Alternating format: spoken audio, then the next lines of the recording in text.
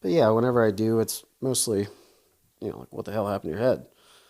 And I'm like, oh, brain tumor. They're like, oh, God. Right. Like, yeah, I know, right? I They were don't hoping it know. was a ski accident. Yeah, right? I didn't crash.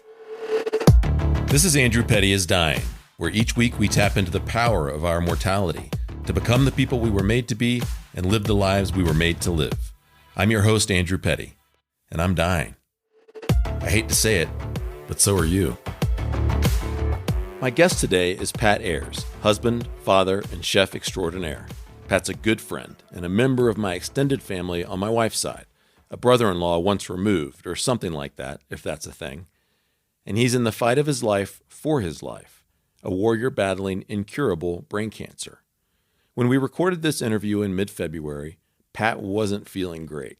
He was in the toughest phase of his monthly chemo regimen, experiencing intense fatigue, missing a chunk of his brain the size of an orange. You can hear his weariness physically and emotionally. That Pat was still up for doing the interview tells you something about the kind of guy that he is.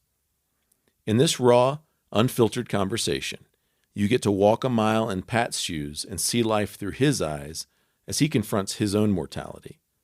You'll learn how he wishes he'd spent his time differently before cancer, and what matters more to him now than it once did. If you're tempted to skip this episode because it might be too heavy, remember this. Our mortality is the most powerful source of motivation in life, and by failing to confront it, we do ourselves more harm than good. Do yourself and everyone you love a favor by courageously embracing your own mortality through Pat's story, so that you are emboldened to make the very most of today. Pat, you had a really tough last half of 2019. Yes. What happened? Well, not the last half, but in February, March of 2019, I started having kind of extreme dizzy spells that would come and go, and then they started to get kind of worse and more frequent. And then come late July, early August, I actually went to get it checked out because it was getting, like I said, worse and worse. And turned out I had a brain tumor.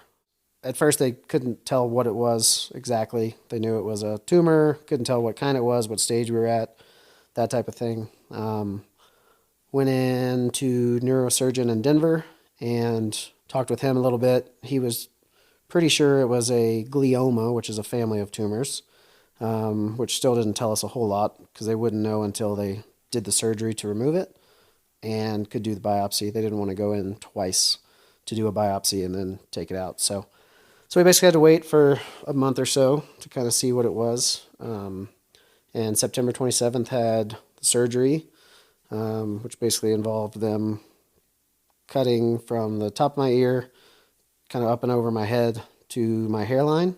I wish everybody could see this scar. It's pretty impressive. Oh, both thanks. in how much of your scalp it covers, but also in how well the surgeons were able to. I mean, the work that they did is unbelievable. Yeah. Yeah, this guy's kind of known for his name's Dr. Kevin Lillihigh, if anyone needs brain surgery. There you go. But yeah, he's kind of known for his clean cuts. He puts more staples, this sounds bad, but puts more staples in there. Like he uses twice as many staples as other surgeons, which actually ends up in a cleaner cut, or a cleaner scar, I should say. But anyway, so cut from the ear to the hairline, kind of fold it back, kind of peel through the facial muscles to get to the skull, cut a little window, and got 95% of the tumor out. And how big was this tumor? It was like a orange. In the front of your skull. Right frontal lobe, yeah. And so removing that tumor meant, because the tumor actually encroaches on the brain, right? And it takes over the brain, so it's so that portion of your replaces where your brain was is now missing. Is now gone. That's unbelievable. Yeah, their goal was to get 90% of it. They ended up getting 95% of it. The reason they couldn't get all of it was because the part that they couldn't get was kind of touching my motor cortex, which is what controls my movement. So obviously they didn't want to paralyze me, so they just left that part alone. And they were hoping to get it, or are hoping to get it with radiation and chemo. So surgery recovery was about a month long.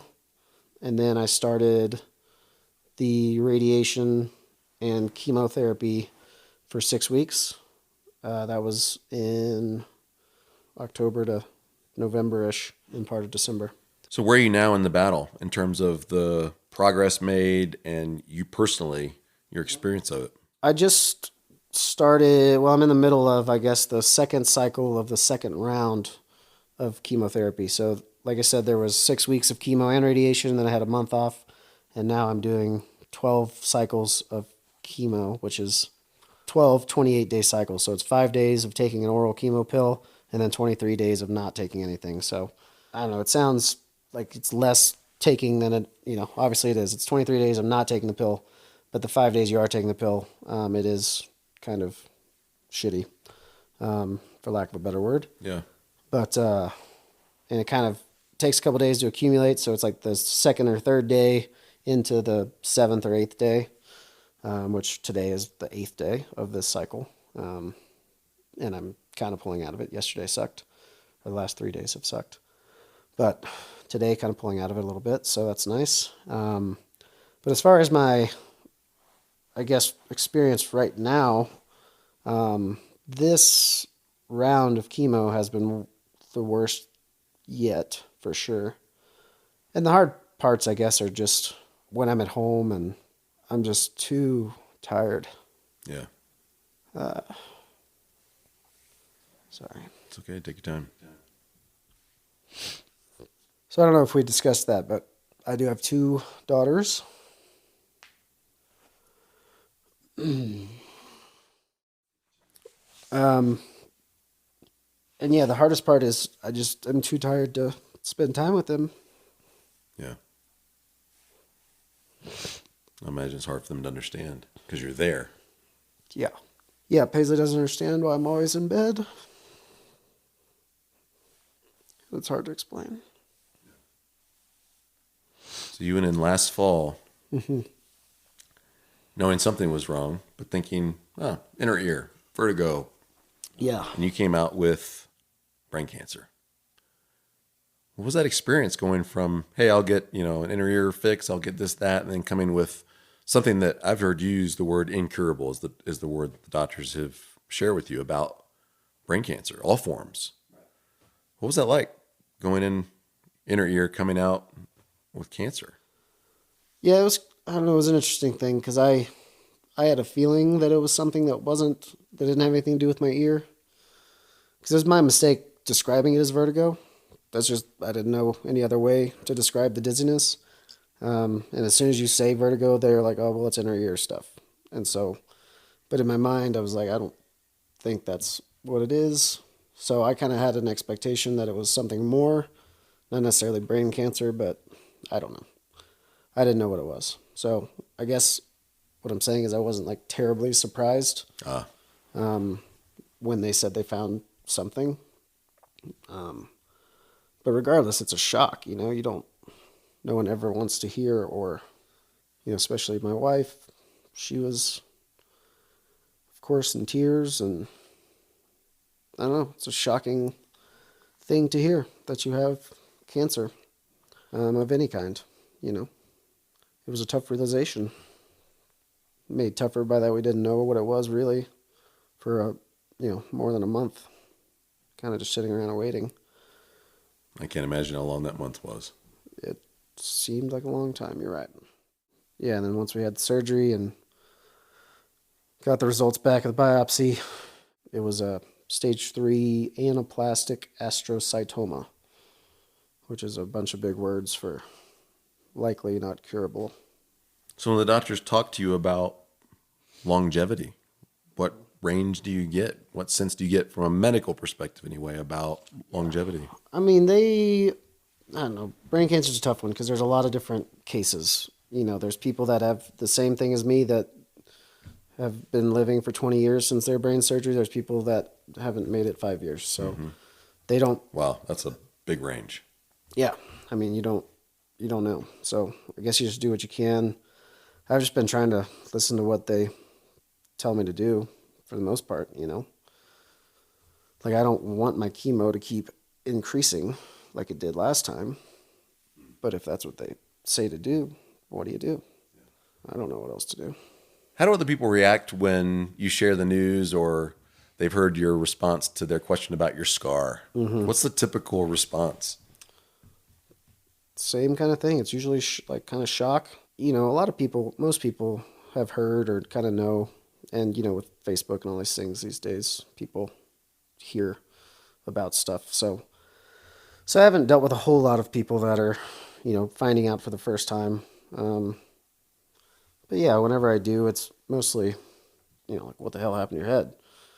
And I'm like, oh, brain tumor. They're like, oh, God. Right. Like, yeah, I know, right? They were hoping it was a ski accident. Yeah, right. I didn't crash. I don't know. I don't know what the better thing would be, but That's what I was going to ask. How would you prefer that people responded to your situation? I mean, I don't care how they respond. Yeah. They can respond however they want. Yeah. I don't mind them asking, really. Yeah. I mean, it is what it is, and no one's asking, like, from a bad place, Everyone's genuinely concerned as far as I've experienced so far. So yeah, I don't mind them asking, honestly. So, this podcast is all about embracing our mortality, tapping into the power of our mortality, acknowledging that we are all going to die. It's just a matter of when or how. And you happen to be dealing with something that could be the cause of your death. And I even hate saying that out loud. I feel rude almost saying that out loud. But that really is the truth of it, isn't it? yeah. The only difference between me and you is that you happen to be dealing with something that specifically could be the cause, whereas what the cause of my death will be, it might be active right now and I don't know it, or it could be something else altogether different. And how is this cancer battle changing your experience of life? And I don't, it's useful to touch on like the practical day-to-day realities, but you're going through treatment, you're going all that kind of stuff. I mean, like, how do you see life differently now that you have this as part of your life that could potentially bring about your death? I think, if anything, I would just kind of wish when I had the energy to do stuff, that I did it. Because these days, like I said, I just don't have the energy. And it's almost, to me, seems like something I can get over, like, just do it. But you can't. Like, it's so, I don't know, overwhelming. What's in the stuff bucket? What's that mean? Because you said you wish that when you'd had the energy, you'd done stuff. What stuff? What stuff do you think of like, gosh, I really wish I'd done more of that kind of thing when I had the energy, or spent more time on this? I think it comes down to active things outdoors with my wife and kids. And, it almost sounds cliche, but that's the truth. And that is how it is whenever you get to this point. So active stuff with people you love. Yeah. Taking advantage of, where we live and being young, that type of thing. What, as you look back on it, what are the things that you think were preventing you from doing more of that? Laziness. It's the only thing I can pinpoint it to. What choices were you making instead? Watch TV. Watch, whatever.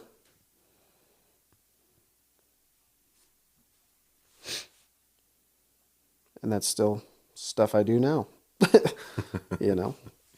So it's. Well, I am curious about the energy level is low, so some of your options are limited, especially when you're in the intense part of your chemo round. But when you do have the energy to really do things, how do you use your time differently now? How do you prioritize your days differently now? Right. Well, I guess these days I've been trying to, because I still do have, stuff for work to do, and, I'm not working. So I try to prioritize as much as possible. I think first trying to help my wife with the household stuff as much as I can, which I'll admittedly say that is not as much as she would probably like or I would like, but, she's more or less doing all of the house stuff by herself. So I would like to be able to help her more. And when I do have energy, I do try to. But that energy does go away quickly. So is that a different focus for you than before yes, your diagnosis? It is. I think before I tried to help her, but it wasn't like a priority. It was more just like, I need to do that because, obviously she shouldn't be doing it all by herself. And, I did try to do stuff with kids, but it wasn't like a huge priority. It was just more of a should than a want to. Right. Where did the want to come from now? I don't know. don't want it to be like because I should do that, but I think it's genuinely like I want to. Right. Like I do hate to see my daughters just sad about spending or missing time with me, which they do at this point. Yeah. It's getting better, but for a while there, it was pretty bad. Well, I'm fortunate to live life pretty closely to you. You'll soon be a neighbor of mine, and Yep. we're in the graveyard group together, and we share an extended family. And I've definitely seen a difference in the level of focus for you on your family. I mean, you've got much less energy even than before with battling the cancer and the treatments. And I've really seen you shift in a really intentional way towards your family, and really applaud you for that. Thanks. Let's try it. Those are investments you're making in your family that will get a return for sure in their lives. I want to share with the listeners a little bit about the graveyard group that we're in. I mentioned that a couple times, and I wanted to share what that is just so you have some context. In February of 2019, I started something called the graveyard group. The idea of the graveyard group is to tap into the power of our mortality, to be the men we're made to be and live the lives we're made to live. Acknowledging that often we see mortality, the inevitability of our death, as the ultimate liability. And I wanted to say, wait a second, maybe it can be one of our greatest assets, making awareness of our mortality something that motivates us on a daily basis to make the things that are most important to us a reality, to prioritize our wife and our kids, to prioritize time with them, to prioritize our mission in the world. And Pat was up for the experiment because it was the first time we'd ever done anything like this. And so he's been in the group ever since then. And in that group, we have sort of a hot seat mastermind format, and we meet weekly. One person in the hot seat, they bring an important topic. And it's not, do I get the red or blue truck? It's, a big life thing that needs to move forward. It can be an opportunity or a challenge or a struggle, whatever it might be, whatever is important to that person. And we spend time on it. And we acknowledge each time we meet that we are going to die, but we're not dead yet. What can you focus on today that would make a difference? And so that's a little bit of context there. If you want to learn more about it, you can go to join.thegraveyardgroup.com. Currently it's by invite only, but there'll be more information coming out later. And Pat, you joined the graveyard group about 6 months ago before your cancer diagnosis. How has your diagnosis changed your experience of the graveyard group? You came into the graveyard group knowing that we would focus on our mortality as a motivator, but then about 6 months in, you got this mortal diagnosis introduced into your life. What's changed for you in that group? I don't know if a whole lot's changed necessarily, because when I started the group, as you know, I wasn't particularly comfortable doing groups like that. Just any small groups or me sharing my things. So I think when this happened, it kind of just, I don't know. It's easy to say things like, why me and all that kind of thing, but I think it was more like, why not me? Could be anybody. So yeah, I don't know that it changed anything within the graveyard group, because I was already just, I don't know, trying to overcome something different that was, an insecurity of mine. So I think it helped the group, if anything, and kind of brought us closer in some ways. Yeah, we didn't ask for that, by the way. We were looking for your diagnosis. I'm not saying you wanted me to get cancer to bring us closer, but it did. You guys were huge in supporting me and all my trips to Vail and Edwards and all that stuff. So that was unbelievable. I mean, you shared the news via text with an image of the MRI or CAT scan or whatever kind of imaging that was, and it was like you dropped a text bomb in all of our laps. We're like, what the? I mean, holy crap. I mean, we were getting together to do this mental exercise around mortality, and suddenly you dropped a big mortality bomb in our laps, and it was unbelievable. I think we all kind of woke up and went, we're not just playing here. I mean, it kind of became real all of a sudden. Yeah. All of our talks and, scenarios. It's definitely been true in my experience, is that around the struggle and the suffering, the bond has become tighter and more real and more genuine. And I would have hoped for very different circumstances, but it's great to be able to rally around someone who's going through something difficult and to be a part of their journey. Thanks for letting us in, because you had an option. You could have at that point said, peace out, or, I don't know, I'll take care of this, but I've seen you and Kaylee and your family do the opposite. You've really been willing to open up and let people be part of your process. So I'm sitting across from you without a cancer diagnosis, which isn't the same thing as saying that I don't have cancer, by the way, because I just don't have a diagnosis. But again, we're all dying. It's just a matter of when and how. And I've got a million questions. I mean, I just so many things I would want to ask you about your experience of the journey and everything. But I learned watching my brother-in-law's cancer battle from 2012 to 2015 that unfortunately he lost, that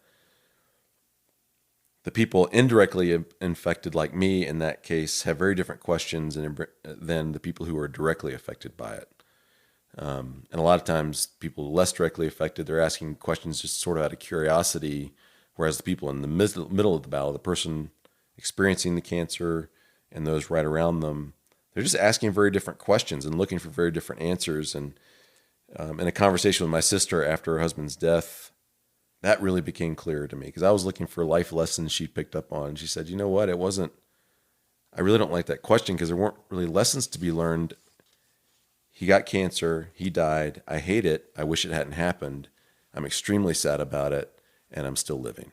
And there's the happiness and the sadness both at the same time, and she lives with both every day. And I thought, wow, I'm just asking the wrong questions. So I just wanted to ask you, what kind of questions are in your heart and mind today as a result of this cancer battle that maybe weren't before or have risen to the top where they weren't there before? What are you thinking about? What are you pondering? That's a good question that I haven't really thought about. Maybe a different question is simply like, what is it like in your shoes right now? It's a unique position, I would say. It's a position, obviously, I've never been in before, and I don't think there's people necessarily pitying me, but I think it's hard sometimes to not feel that way.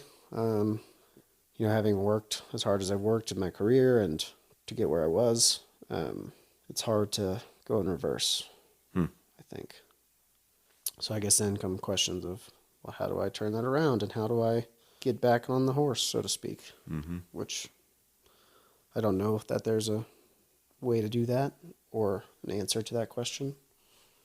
So just got to move forward. And like I said, I try to just do what the doctors are saying, and they know a lot more about it than I do. So hope for the best, I guess. When are you surprised by new sources of joy or happiness in the midst of a critical battle? How have you been surprised by? I haven't found a whole lot of new sources of joy or happiness, if I'm being honest. Yeah, well, that's what I'm hoping for. That has been an issue as well. What would you share by way of encouragement or exhortation for people who are not facing this kind of battle, who, for all they know, are just living a normal, regular old life, reasonably healthy and going about their business? From now, the side of the table you're sitting on now, what would you share with those folks? Well, again, you don't want to sound cliche or, say the same thing as everyone, but take advantage of the time that you have with, if you have kids or you don't, or significant other, or whoever it is that you love, because it doesn't always end up that easy. So, what would you say to those who are struggling with things similar to you that are this intense, this critical? I don't know that I have any advice. Yeah. I think that's all that I'm trying to do every day is just hang in there and try to keep moving forward. But advice is hard. I don't know. Yeah. Because it's tough. But yeah, do your best. Your story is a wake-up call for all of us, and it lines right up with the whole point of this show. So I want to thank you for sharing some of your story, for sharing lessons you're picking up along the way, for giving us a glimpse into what it's like to stare your mortality in the face like this. You came to this interview from another interview with the local paper. You had a full day of work prep in the kitchen before that. So I really want to thank you for being here and making the time. I know it's a labor of love and service to me and to our listeners, and I really appreciate it. It's my pleasure. You're helping us all to embrace our mortality and to live our best lives now as well as we can. And I love you, man. I'm here with you. Appreciate that. Not going anywhere. Thanks for being with us. Soon I'll be down the road. You got it. Come on over. You got it. This is the part of the episode where I'd like to be able to put a nice tidy bow around the interview. But if I'm going to stay true to the spirit of Pat's story and honor his battle, then I can't do that. His story tells us that there is no bow. Being in a life and death battle with cancer is simply hard. Looking death in the face is hard. Pat has regrets, and no philosophical nuggets of gold have emerged from his confrontation with mortality yet. So what do we do with Pat's story? It will hit us all a little differently, I'm sure, and that's good. But there is at least this one universal takeaway. It could just as easily be me, or you, or your husband, wife, son, daughter, mom, or dad. One day, it will be us, if not facing cancer, then facing the end of our earthly existence for some other reason. Let's wake up today and embrace the gift of life with gratitude and gusto and courage, saying to death, I see you, I know you're coming, but until then, I've got a lot of living to do. You are going to die, but you're not dead yet, so get after it. If today's episode has been helpful to you, I hope you'll subscribe to Andrew Petty is Dying and leave your honest review.